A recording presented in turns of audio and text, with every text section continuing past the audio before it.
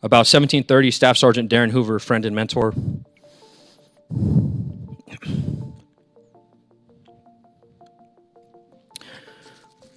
came to get me from the tower to go help find an Afghan interpreter in the crowd.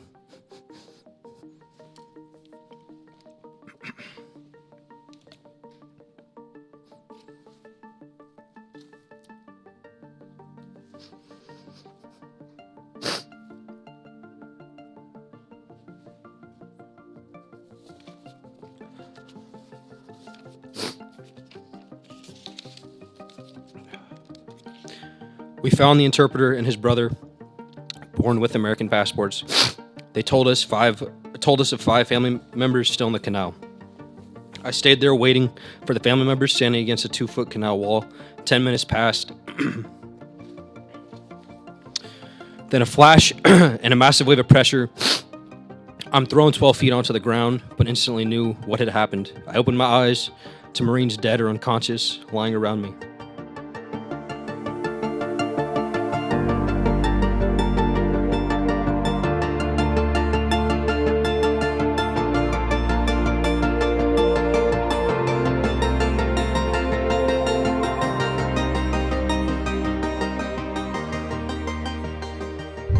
Spotted somewhere from noon to 1 p.m. by myself, then Sergeant Charles Schilling, and another. The anomaly in the crowd, who was clean-shaven and fit the description exactly, traveling with an older gentleman. The individual was consistently and nervously looking up at our position through the crowd. The older of the two wore a black silky hijab that was covering his face most of the time. They both had obvious mannerisms that go along with who we believed him to be. They handed out small cards to the crowd periodically, and the older man sat calmly and seemingly coached the bomber.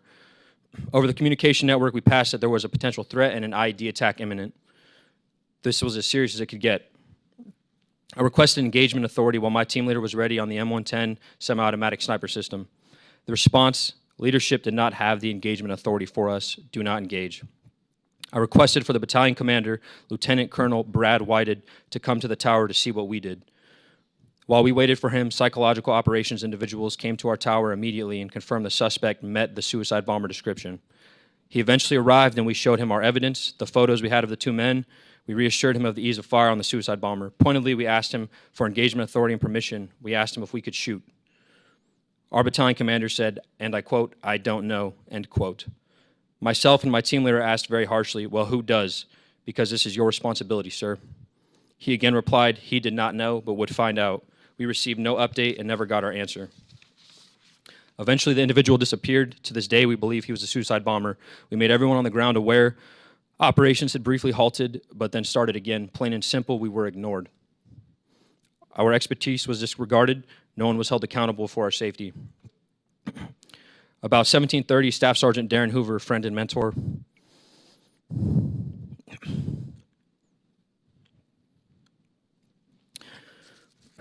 came to get me from the tower to go help find an Afghan interpreter in the crowd.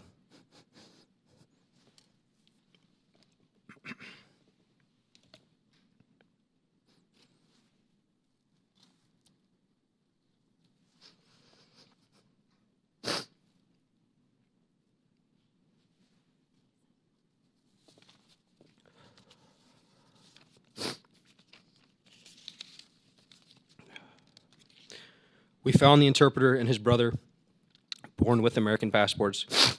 They told us of 5 family members still in the canal. I stayed there waiting for the family members standing against a 2-foot canal wall. 10 minutes passed. Then a flash and a massive wave of pressure. I'm thrown 12 feet onto the ground, but instantly knew what had happened. I opened my eyes to Marines dead or unconscious lying around me.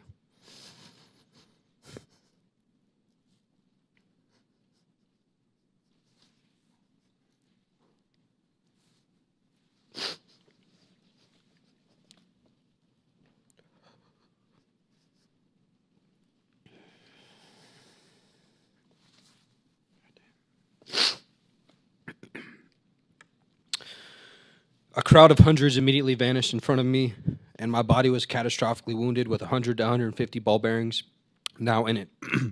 Almost immediately, we started taking fire from the neighborhood, and I saw how injured I was with my right arm, completely shredded and unusable. I saw my lower abdomen soaked in blood.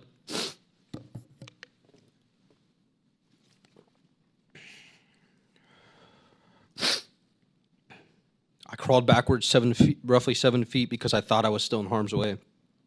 My body was overwhelmed from the trauma of the blast. My abdomen had been ripped open. Every inch of my exposed body, except for my face, took ball bearings and shrapnel. I tried to get up but could not.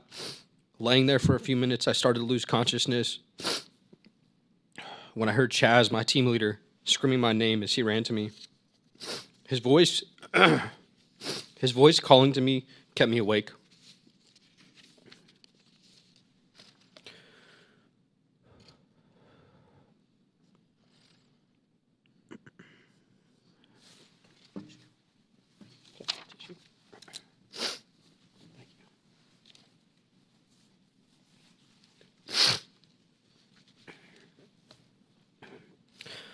When he got to me, he dragged me to safety and immediately started triaging me, tying tourniquets on my limbs and doing anything he could to stop the bleeding and start plugging wounds with the help of the other Marines.